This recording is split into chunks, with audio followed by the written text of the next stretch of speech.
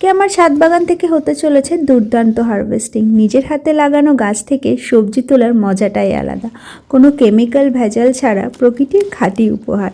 ফুলকপিগুলো সেই অক্টোবরের ফার্স্ট উইকে হাট থেকে চারা এনে লাগিয়েছিলাম, আর ডিসেম্বর থেকে একের পর এক কপি পাচ্ছি। লাস্ট দুটো কপি রয়েছে, কি সুন্দর বড় হয়েছে, দেখে নিজেরই মন ভরে গেল। অ্যাজ ইউজুয়াল চলছে মেথি শাকের হারভেস্টিং। আজকেও কিছু কচি কচি ডগা কেটে নেব। বাড়িতে তো একের পর এক মেথি শাকের রেসিপি তৈরি হচ্ছে, মেথির পরোটা, মেথির ডাল, মেথি শাক ভাজা, আরও কত কিছু। তোমরাও যদি কেউ মেথি শাকের নতুন কোনো রেসিপি জেনে থাকো তাহলে জানাতে পারো। আর এই যে আজকে আমার মাও চলে এসছে লঙ্কা তুলতে। গাছে প্রচুর লঙ্কা ধরেছে, কী জাতের লঙ্কা আমার জানা নেই।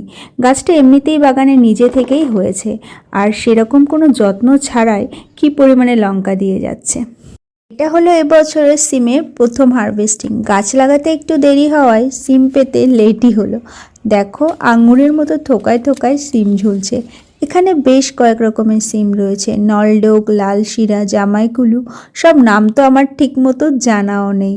আজকে খুব একটা বেশি সিম পেলাম না, বেশিরভাগই ছোট রয়েছে, আর ফুল তো প্রচুর এসেছে। মনে হচ্ছে সিমের ফলন এবার ভালোই হলো। আমার শসা গাছ, সেই কবে থেকে অপেক্ষা করছি শসাগুলো কবে বড় হবে, আর আজকে ফাইনালি সেই দিনটা এসছে।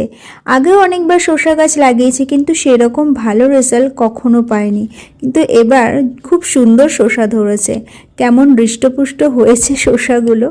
এবার এগুলোকে তুলে নিতে হবে, নইলে বাকিগুলো বাড়তে পারবে না। গাছে এখনও প্রচুর শসার ফুল এবং ছোট ছোট শসা রয়েছে। দেখো খুব সুন্দর হয়েছে কিন্তু সাইজগুলো। আজকে 4টেই শসা পেলাম।